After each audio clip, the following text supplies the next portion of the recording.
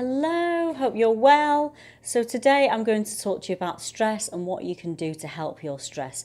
Now the term stress gets bandied around quite a lot, but how does stress affect us? It can affect a wide range of things. It can affect productivity, it can affect decision making, it can affect our health.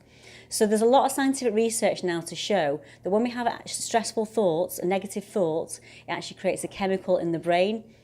Those stress chemicals, those hormones of stress, travel straight down the spinal cord into the body. So our body is literally getting flooded by stress hormones such as adrenaline, cortisol.